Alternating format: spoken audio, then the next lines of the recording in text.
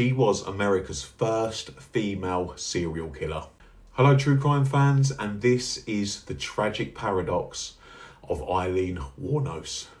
Aileen Carol Wuornos, who was executed in Florida in 2002, occupies a disturbing place in American true crime history.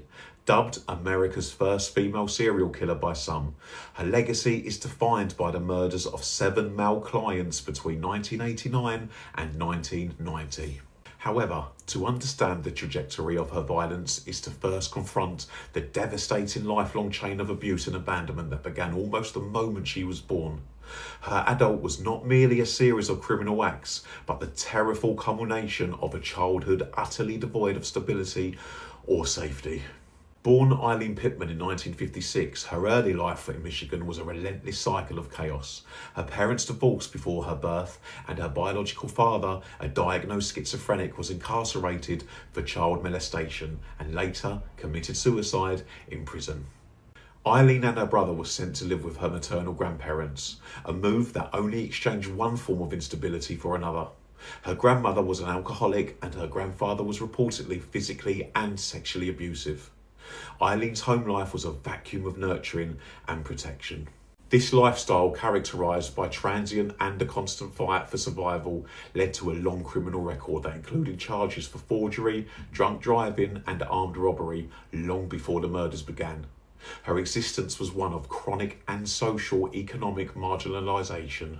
This volatile history set the stage for the short but bloody crime spree that defined her infamy. In 1986, while working as a prostitute along the highways of Florida, she began a relationship with Terry Moore. It was in 1989 that the first murder occurred. On November 30th, she shot and killed Richard Mallory, a 51-year-old electronics store owner. Over the next year, she murdered 6 more men: David Spears Charleston Craxton, Peter Seams, whose body was never found, Troy Barris, Charles Humphreys and Walter Gino Antonio. Wuornos' immediate defence and central controversy of her case was that she killed in self-defence, claiming her victims had brutalised, beaten or threatened to kill her. This claim gained a complicated measure of credence when it was revealed that her first victim, Mallory, had a prior conviction for attempted rape, though this was not presented to the jury at the trial.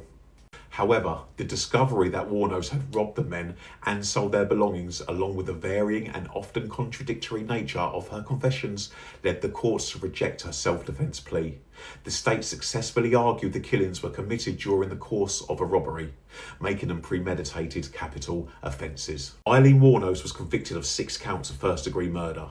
Her case drew intense media scrutiny, sparking widespread debates that continue today about the role of trauma in criminal behaviour, the pervasive danger faced by women in sex work, and the legal system's ability to adequately account for a defendant's history of severe victimisation. She became a symbol, either of female rage against male aggression or a pure psychopathic evil.